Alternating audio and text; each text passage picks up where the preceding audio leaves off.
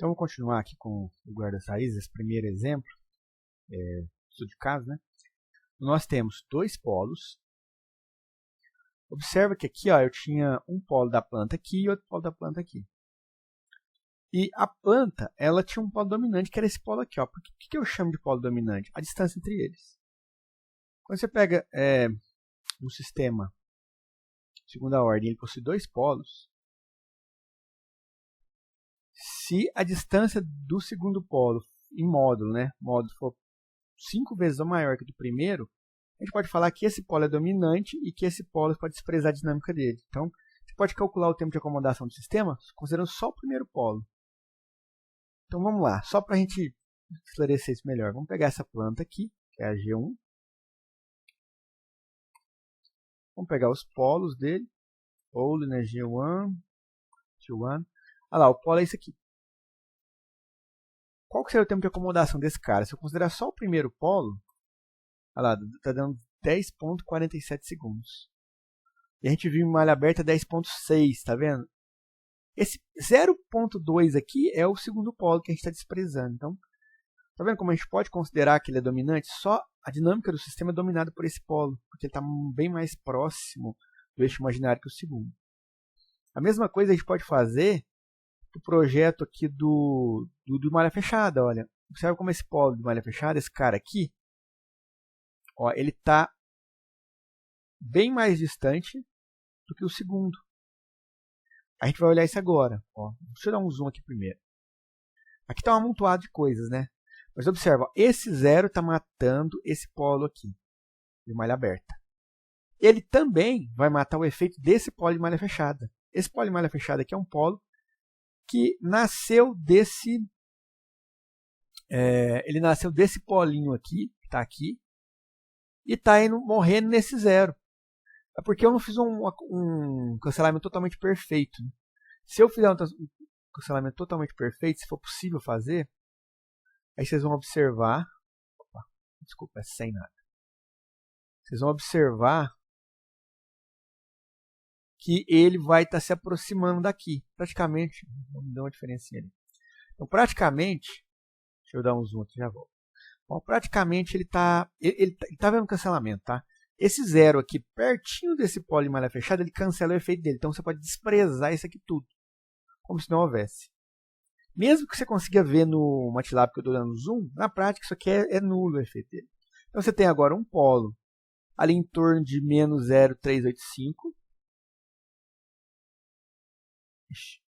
E um outro polo aqui, ó, em torno de 0,233. Então, se você pegar, para entender, 2,233 dividido por 0,389, vai dar 5,7 vezes. Dá mais que 5 vezes. A gente pode considerar que já tem desacoplamento aí. E também a gente pode calcular o tempo de acomodação desse cara. Ó, 4 sobre sigma, lembra? Tempo de acomodação é igual a 4 dividido por sigma, onde o sigma, no caso, aí é o 30389, deu 10,28. E a gente está tendo aqui em malha fechada 10,6. Ou seja, por que está dando essa pequena diferença? Porque isso é uma aproximação, né? Então existe ainda um efeitinho desse cara aqui, ó. Mas é praticamente nulo. A gente pode considerar esse aqui é o polo dominante. Tá? E nosso compensador tá aqui. Até eu modifiquei um pouquinho, tá? Para 3,82 e 0,43 aqui. Esse aqui ficou sendo o compensador definitivo. Mas assim, ó, o tempo de acomodação está aqui. E o diagrama de Bode, que eu não falei ainda, mas ele é muito importante. Lembra que eu tinha colocado aqui as especificações, ó, de overshoot. E viu que não tem overshoot nesse caso. Ótimo. E margem de ganho e margem de fase. Ó, margem de ganho tem que ser menor que 6 dB e margem de fase menor que 45 graus. Quando a gente olha aqui, ó, a margem de ganho deu infinita. E a margem de fase deu 82,9 graus. Como tem que ser maior que 45 graus, tá ok. Isso é muito bom. Infinito é maior que 6 dB, tá? O que significa infinito aqui? Significa o seguinte, se você olhar para esse lugar das raízes aqui, Que valor de ganho que a gente pode colocar em que esses polos de malha fechada vão passar para o lado direito? Não existe valor. Você pode aumentar esse ganho infinitamente, teoricamente, tá? Teoricamente, que ele nunca vai ficar instável. Então, por isso que é infinito. Essa é a definição de ganho de margem de ganho. Então, a margem de ganho é o quanto você pode aumentar o ganho do seu compensador sem que o sistema não fique instável. Quando eu falo que a margem de ganho tem que ser maior ou igual a 6 dB, 6 dB é igual a 2 vezes. Significa que, vamos supor que o seu controlador, que você fez o projeto, está dando margem de ganho igual a 6 dB. Significa que o ganho que você colocou lá, você pode dobrar ele, que ele ainda não vai ficar instável o sistema. Então tem uma margem, você está com um ganho que é a metade do ganho crítico. Tá? Então essa é uma margem de segurança que a gente dá. E 45 dB de margem de fase, como a gente vai ver aqui, é essa distância aqui, ó. Na frequência em que ele está cruzando por zero, o módulo passa por 0 dB, ele tem quantos graus? Quantos graus ele está distante de menos 180? Então essa é a margem de fase, essa distância daqui, ó. Ele está em 97 graus, menos 97 graus, e falta mais 83 graus para ele chegar em menos 180. Então isso aqui é um colchão, uma diferença, um fator de segurança. Para que esse fator de segurança? Porque lembra, a sua planta, esse modelo que a gente tem aqui dos polos da minha planta, quando eu venho aqui digito G1 aqui, você tem que lembrar que isso aqui é um modelo aproximado. Eu tenho um sistema físico, eu fui lá e identifiquei esse sistema, e eu obtive um modelo. O quão bom é esse modelo? Eu posso garantir que eu tenho um grau de confiabilidade quanto aqui? Ó? 10% de erro nesse modelo, 20% de erro nesse modelo. Então esse compensador está sendo projetado em cima de um modelo que eu não tenho 100% de certeza que é isso aqui não, ele é aproximado. Então eu tenho que ter uma margem de segurança quando eu projeto meu compensador, de que ele está distante de ficar instável, porque se a planta mudar ou se a planta for um pouco diferente do que eu achei que era, ainda assim o sistema não vai ficar instável. Daí que vem essa margem de segurança. A gente tem que sempre que olhar quando nós fazemos o projeto do compensador. Isso aqui é um critério, uma regra prática, tá? Que a gente usa para vários casos. Maior que isso aqui é melhor. Pode deixar maior que 6 dB, pode deixar maior que 45 graus, isso é bom. Quer dizer que ele está com mais robusto o seu sistema. Olha aqui, ó, lembra que eu tinha colocado aqui a resposta do sistema com relação a uma perturbação em DU? O que eu quero? Eu quero que ele siga referências, referência de cá. Eu quero que ele siga referência e que rejeite perturbação. Então a perturbação tem que ir para zero com o passar do tempo. Em regime permanente, isso aqui tem que ir para zero. Quer dizer que o efeito da perturbação na saída é nulo com o passar do tempo. Existe um efeito, mas depois ele zera. Enquanto que o da referência lá, ele segue a referência. Ele quer chegar no valor igual a 1, já que eu apliquei um degrau unitário. Tá? Agora que nós já temos um compensador, nós vamos escrever ele aqui. Ó. Aí eu posso escrever ele. Então eu vou colocar aqui ó, o ganho, 0,83. Aí eu posso ou escrever aqui S mais igual está aqui. Defino uma variável complexa S, S igual a TF. Ou eu simplesmente faço TF. Coloco aqui os coeficientes, lá, 1, 0,382, 0,10.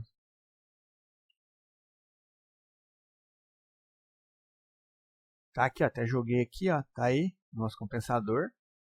E eu posso agora vir aqui e escrever o meu compensador. Lembra que quando eu dava o help lá no comando sysO2, ele mostrava para mim que eu podia colocar ó, GC ou GCHF. Então vamos rodar isso aqui. E vamos ver. Isso é o que eu tinha feito antes, né? Eu vou até fechar ele aqui. Para vocês verem que eu abri agora com o compensador. e ele já vai carregar a planta e o compensador juntos, ó.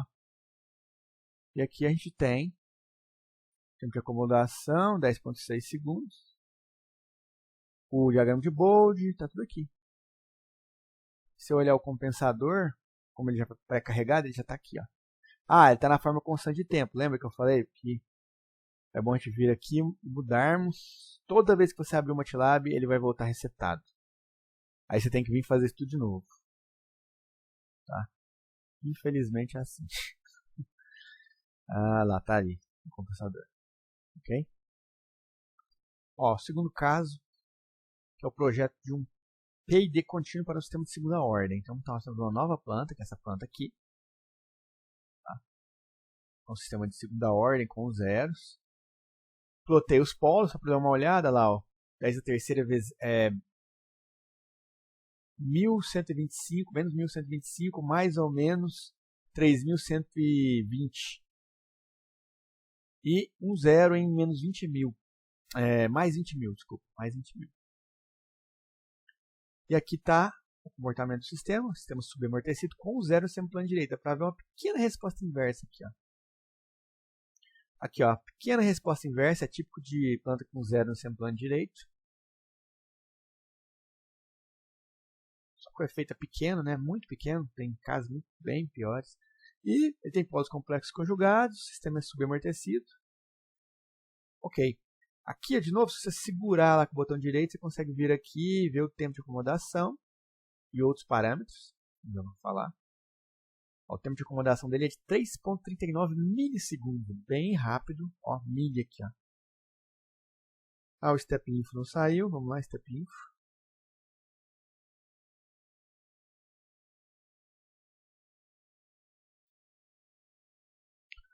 Settling time. Olha lá. 3.4. 3.39, 3.4 milissegundos. Aí aqui você tem outros parâmetros que dá para observar, como o rising time.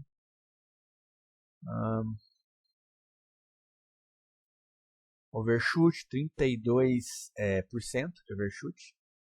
Se a gente ver aqui, esse gráfico aqui é melhor do que o que vem no LiveScript. Mas aqui dá para você vir aqui e colocar Peak Response. Aí a gente vê 32,6%, mesma coisa do overshoot aqui.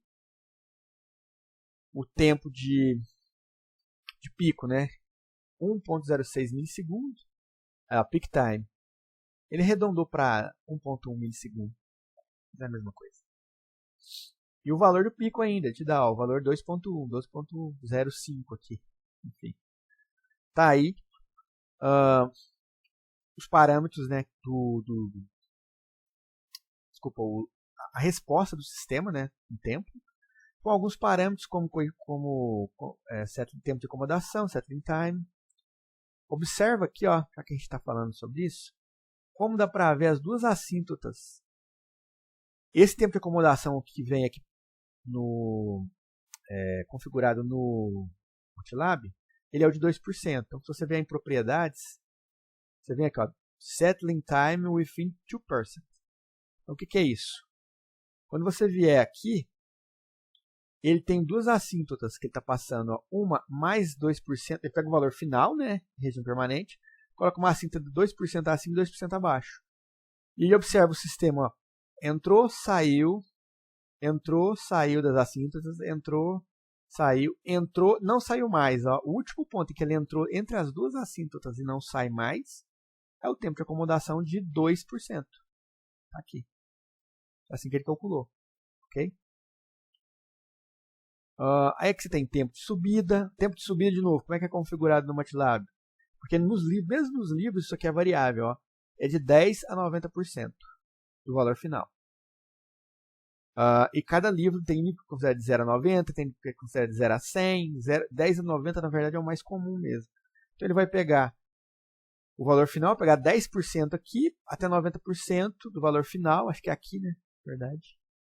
E ele fala, isso é o rising time, tempo de subida dele.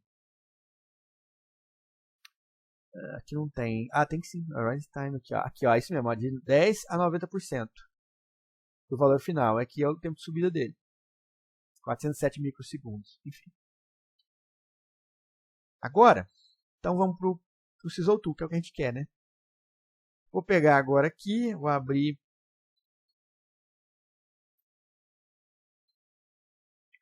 aqui. Nós temos o lugar das raízes para esse novo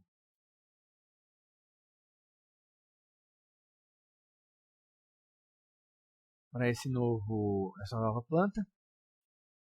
Eu sem querer deletei ali a resposta do tempo, eu vou colocar ela de volta aqui. Art Y, plota. Aqui, beleza. Tá aí. O sistema está instável porque tá vendo os polos estão no seu plano direito.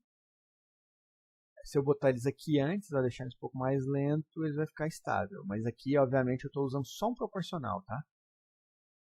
Que é o que vem quando você cria o lugar das redes, ele vem com ganho unitário, assim, vem 1. Só isso. Tá. Mas não é isso que eu quero agora. O que a gente vai fazer? Vamos colocar um integrador aqui. A primeira coisa que a gente tem que fazer. Pode abrir aqui ou aqui, tá? O C, tá? Cá tanto faz. E vamos inserir no integrador. Coloquei o integrador aqui. Curioso que só com o integrador ali, o ganho unitário, ele já tornou o sistema de certa forma estável. Só que tem um detalhe, ó, lembra, em malha aberta, qual é o tempo de acomodação dele? 3.4 milissegundos. Agora ele está com um tempo de acomodação de alguns 430 milissegundos, muito mais lento do que em malha aberta. Então, obviamente, isso aqui não é uma boa ideia, mas vamos brincar um pouquinho aqui. Olha lá. 11 milissegundos, ainda está bem acima do que a gente quer, que é 3.4. Né? E o diagrama de Bolt, 37, 3 dB, muito ruim, ó. Tem que ser acima de 6. A gente já vê que isso daqui, sem o zero do PI, isso aqui não é um PI, isso é um integrador puro. A gente não vai conseguir atingir as nossas especificações de projeto. O PI ele tem um zero, porque o zero tem também como vantagem ele acelerar a resposta. Lembra, os polos são freios. Eles fazem o sistema ficar mais lento. Os zeros são aceleradores, que fazem o sistema ficar mais rápido. Nós vamos colocar um zero aqui em algum lugar. Agora, aí que está a questão. Eu posso colocar só um zero, fazer um PI. Posso fazer só um PI aqui. E pode ser que isso já resolva o meu problema, tá? 7.8 milissegundos. Ainda está muito lento. Deixa eu ver aqui.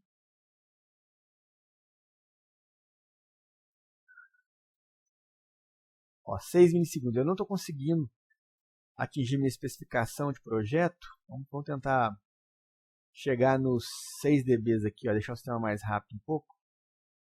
200 aqui. 200 não deu. Ó, 6 acima de 6 dB. Ah, aqui está muito baixo. Agora que eu vi. Muito baixo. Olha que interessante. Mudou muito.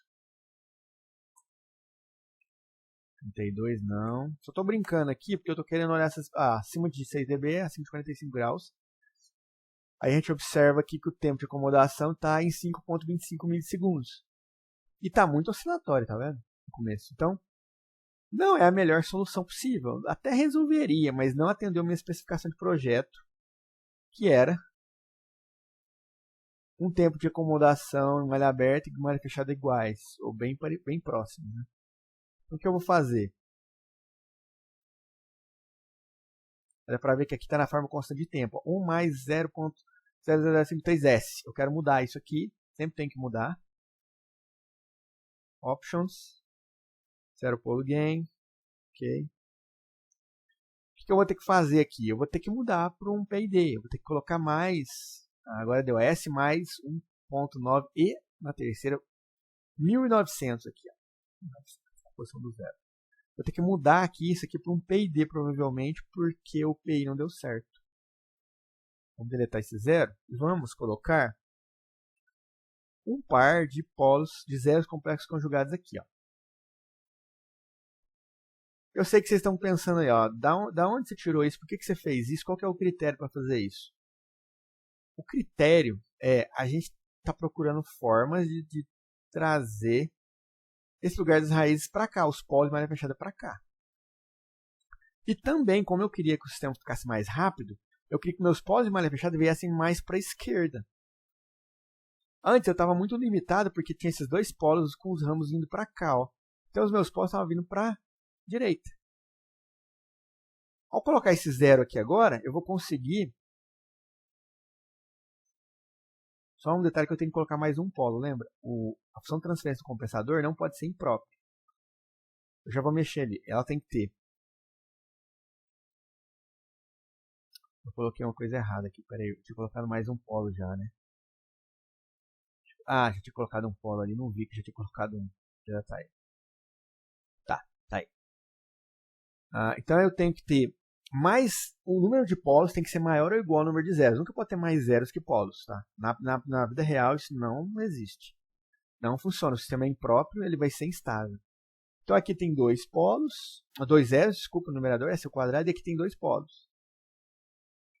Onde eu coloco esse segundo polo aqui do meu integrador, 1, é o integrador, e o segundo polo do meu PID, desculpa, né, do meu PID, é um filtro derivativo, que a gente chama, é um filtro passa-baixa, que tem a função de não deixar que ruídos de alta frequência entrem no meu integrador e saturem ele, porque o integrador,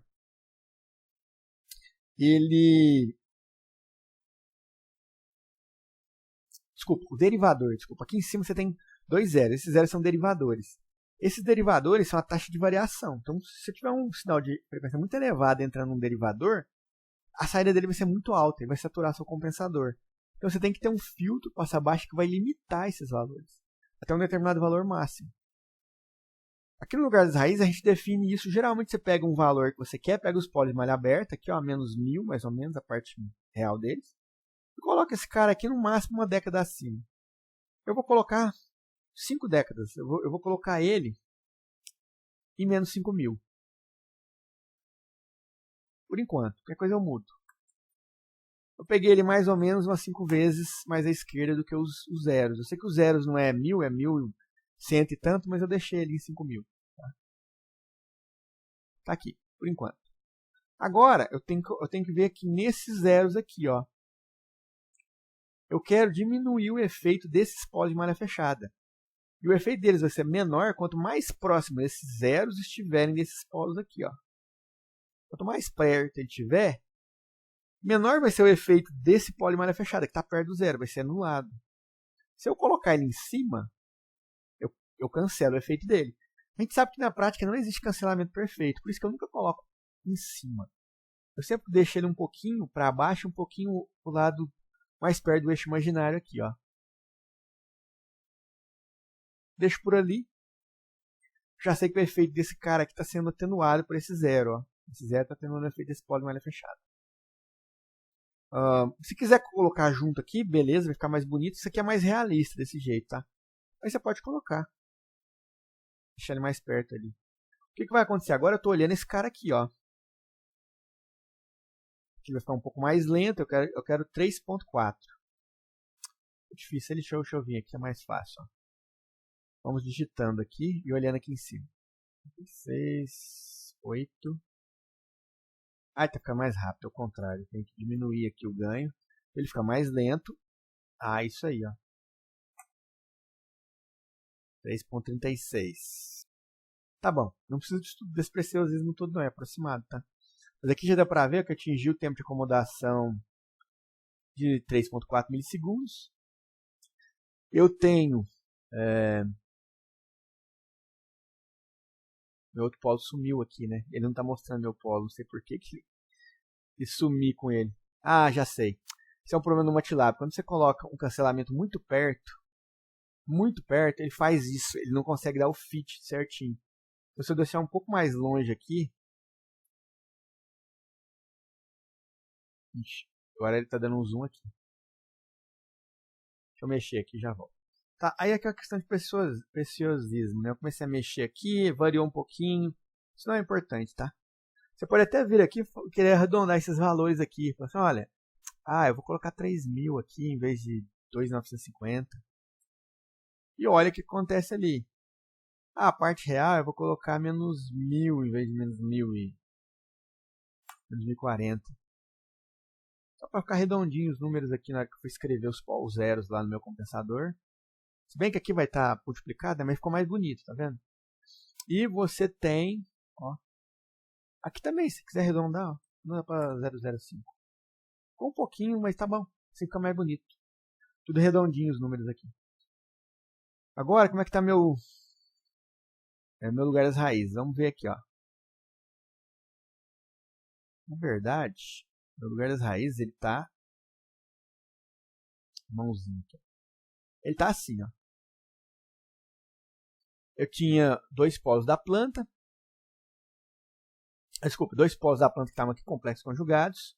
Que eu coloquei dois zeros praticamente para anular eles. Coloquei um polo do integrador aqui, um outro polo do meu fio derivativo aqui. E esse zero está aqui. Todos os polos estão aqui dentro agora do meu semiplano esquerdo. Com isso, eu melhorei bastante o comportamento do meu sistema. Consegui o tempo de acomodação que eu queria. Vamos ver aqui de overshoot. Quanto que ele tem de overshoot? Provavelmente não tem nada. Não estou vendo nenhum efeito desses polos complexos conjugados aparecendo aqui. Ó. Quick response. Vamos ver. Não teve nada. Então ele não teve nem overshoot. Eu eliminei o problema. Não teve oscilação, não teve nada. O tempo de acomodação igual de malha aberta, está resolvido. É o que eu queria.